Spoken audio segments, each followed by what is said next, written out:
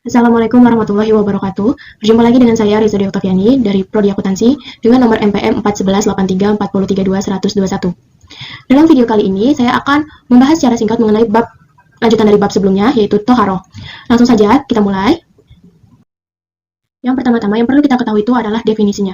Oleh sebab itu, apa definisi dari Toharoh? Toharoh berasal dari bahasa Arab dari kata toharoh, ya turu, tohron, toharoh, yang berarti suci, lawan dari kata kotor atau hadas. Hukum bersuci ini hukumnya wajib. Hal ini berdasarkan firman Allah Quran Surat Al-Baqarah ayat 222 yang berbunyi, A'udzubillahi minasyaitonirrajim, Bismillahirrahmanirrahim, Innallaha yuhibbul tawabina wa yuhibbul mutatahhirin. Yang artinya, sesungguhnya Allah menyukai orang-orang yang bertaubat dan menyukai orang-orang yang mensucikan diri.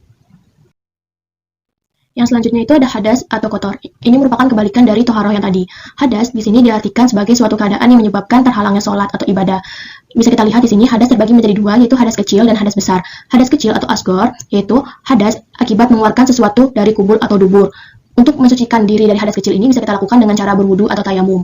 Nah, yang kedua itu ada hadas besar atau akbar, yaitu hadas yang akibat mengeluarkan mani, haid, nifas, dan bagi orang kafir yang masuk Islam. Untuk bersuci dari hadas besar itu bisa kita lakukan dengan mandi besar atau janab. Nah, setelah mengetahui definisi dari toharoh, yang selanjutnya yang perlu kita ketahui itu mengenai hakikat dan fungsi toharoh itu sendiri. Tadi sudah dikatakan bahwasannya kalau toharoh itu memiliki arti suci. Nah, Islam mengajarkan kepada umatnya untuk selalu senantiasa dalam keadaan yang suci, baik lahir maupun batin. Karena Allah sangat mencintai orang-orang yang selalu memelihara kesucian dirinya. Sebagaimana yang terkandung dalam firman Allah, Quran Surat Al-Baqarah ayat 222, yang memiliki arti, sesungguhnya Allah itu menyukai orang-orang yang bertaubat dan menyukai orang-orang yang mensucikan dirinya. Nah, secara umumnya, hakikat toharoh itu terdiri dari dua macam, yaitu kesucian lahiriah dan batiniah. Dan fungsi toharoh merupakan syarat untuk keabsahan dari suatu ibadah. Setelah definisi, hakikat, dan fungsi toharoh, yang perlu kita ketahui selanjutnya itu sarana atau alat dari toharoh itu sendiri. Toharoh itu kan diartikan sebagai suci atau mensucikan diri. Nah, untuk mensucikan diri, kita bisa menggunakan yang namanya air, tanah, atau debu. Nah, dengan air, tanah, dan debu ini bisa kita gunakan untuk berwudu, bertayamum, bahkan untuk mandi besar sekalipun. Tapi yang perlu kalian ingat, kalau untuk berwudu itu hanya bisa mensucikan hadas kecil. Sedangkan untuk hadas besar kita perlu melakukan yang namanya mandi besar. Nah, yang selanjutnya itu ada macam-macam air sebagai sarana toharoh. Karena tadi sudah dikatakan bahwasannya air itu masuk menjadi sarana dari toharoh. Nah, di sini kita perlu tahu macam-macam air apa saja yang bisa kita gunakan sebagai sarana dari toharoh. Yang pertama, itu ada air mutlak. Air mutlak ini merupakan air suci yang bisa kita gunakan untuk mensucikan diri dari hadas dan najis. Contohnya itu ada air hujan. Banyak sekali Quran surat dalam Al-Quran yang menyatakan bahwasannya air hujan itu suci dan bersih. Salah satunya itu ada Quran surat Anfal ayat 11 yang mengatakan bahwasannya Allah menurunkan kepadamu hujan dari langit untuk mensucikan kamu dari hujan itu. Lalu ada Quran surat Al-Furqan ayat 48 yang mengatakan bahwasannya air hujan itu bersih gitu. Terus contoh lainnya itu ada air salju yang termasuk es atau embunnya, air mata air sungai, dan air laut. Yang kedua itu ada air mustakmal. Air mustakmal merupakan air sisa yang mengenai badan manusia karena telah digunakan untuk wudhu dan mandi. Hukum dari air mustakmal ini sama seperti air mutlak, yaitu suci dan mensucikan tanpa membedakan sedikit pun. Ada hadis Nabi yang mengatakan bahwasannya Nabi mengusap kepalanya menggunakan sisa air dari wudhu yang terdapat pada kedua tangannya. Ini diriwayatkan oleh Imam Ahmad, Tirmizi, dan Abu Daud. Nah, meskipun air mustakmal ini hukumnya itu suci, namun selama air yang sisa wudhu tadi tidak bercampur dengan najis, maka airnya masih sah gitu. Jadi tetap ada peraturan-peraturannya. Yang ketiga itu ada air yang dicampur dengan barang suci. Contohnya itu seperti bercampur dengan sedikit air sabun, atau bercampur dengan sedikit air mani, dan lain sebagainya. Hukumnya suci selama air itu terjaga kemutlakannya. Meski dia hanya tercampur sedikit, dia tetap suci. Namun, kalau dia sudah tercampur banyak, bahkan merubah nama air tersebut, maka sudah tidak mutlak lagi airnya, atau sudah tidak suci lagi. Yang terakhir itu ada air yang bercampur dengan najis. Contohnya itu seperti air yang bercampur dengan air sendi manusia, terus air yang bercampur dengan bangkai hewan atau bangkai yang lainnya, ya.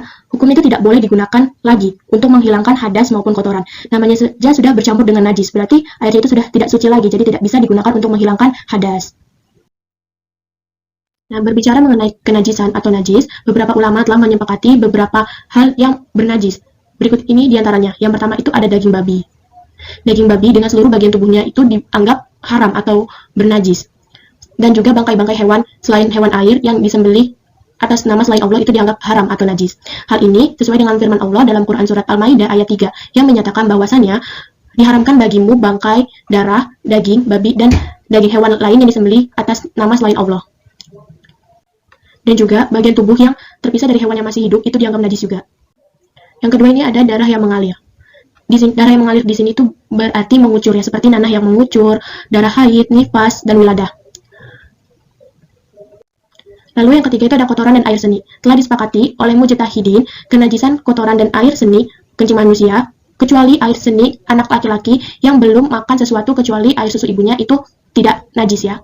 Nah yang keempat ini ada air mazi. Air mazi ini merupakan air atau cairan putih yang lengket keluar dari kemaluan. Air mazi ini bisa terjadi pada perempuan maupun laki-laki.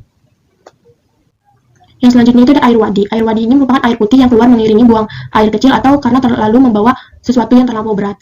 Air wadi ini dianggap najis karena dia mengiringi air kencing. Seperti hadis yang diriwayatkan oleh Ibnu Munzir dan Aisyah menceritakan bahwasannya wadi adalah setelah kencing, maka hendaknya seseorang mencuci kemaluannya lalu berwudu dan tidak usah mandi.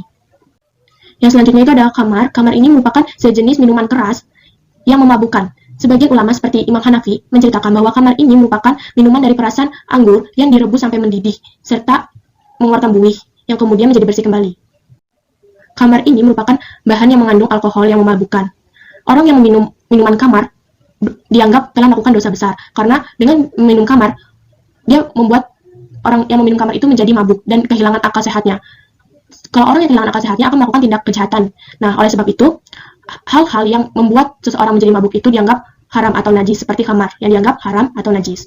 Yang selanjutnya itu ada air liur anjing. Dikatakan bahwasanya air liur anjing itu dianggap haram. Bahkan dianggap sebagai najis mughallazoh atau najis berat.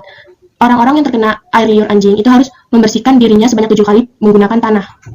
Terkait dengan anjing ini, terdapat 3 pendapat yang cukup terkenal. Pendapat pertama mengatakan bahwa anjing itu semuanya bernajis. Pendapat yang kedua mengatakan, anjing itu tidak semuanya najis, yang najis hanya air liurnya saja. Nah, pendapat yang ketiga itu mengatakan bahwa anjing, air liurnya itu bernajis, namun bulunya itu enggak. Nah, dari ketiga pendapat ini, mana pendapat yang benar?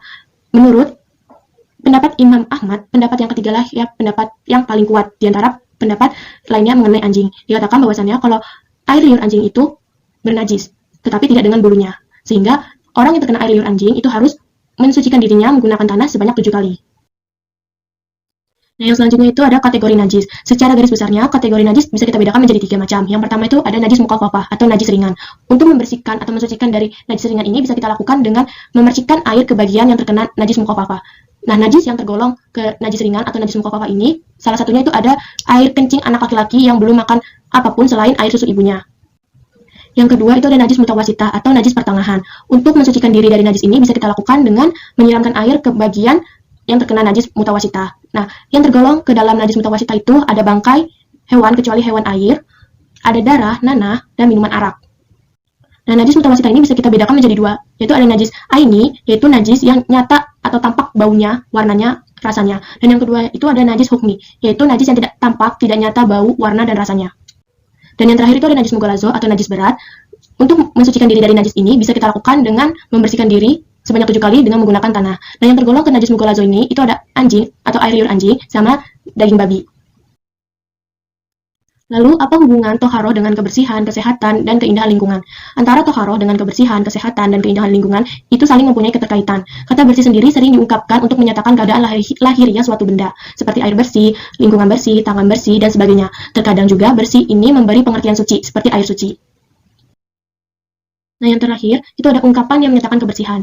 Menurut tim Lembaga Penelitian Universitas Islam Jakarta, dalam konsep agama Islam tentang kebersihan dan implikasinya dalam kehidupan masyarakat, menyatakan setidaknya ada 3 ungkapan yang menyatakan mengenai kebersihan, yaitu antara lain, yang pertama ada nazafah atau nazim, yaitu bersih dari kotoran atau noda. Yang kedua itu ada toharoh, yang mengandung pengertian yang lebih luas, yang meliputi kesucian lahiriah dan batiniah, dan yang ketiga itu ada tazkiyah, mengandung arti membersihkan dari sifat atau perbuatan tercela, dan menumbuhkan atau memperbaiki jiwa dengan sifat-sifat yang terpuji. Sedikit tambahan mengenai toharoh itu dilakukan dengan cara mengikuti ketentuan syara' atau hukum Islam, yang secara otomatis membawa kepada kebersihan lahir dan batin. Orang yang bersih secara syara' akan hidup dalam kondisi yang sehat, karena antara kebersihan dan kesehatan itu merupakan suatu hubungan yang sangat erat kaitannya.